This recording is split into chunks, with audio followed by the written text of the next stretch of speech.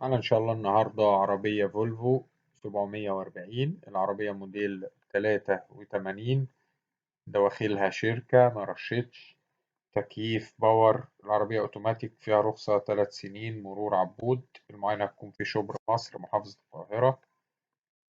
السيارة تعمل بحالة جيدة. السعر إن شاء الله المطلوب 120,000 جنيه. رقم التليفون هيظهر في آخر الفيديو. تاريخ العرض 31/12/2023. إن شاء الله في آخر الفيديو هتلاقوا رابط مكتوب عليه سيارات فولفو للبيع، بيضم تشكيلة من عربيات فولفو المعروضة على قناة سوق السيارات. كل عربية هتلاقوا عليها سعرها ورقم تليفون صاحبها، ولو عايز يوصلك كل جديد هتدوس على اشتراك وهتفعل الجرس. وشكرا.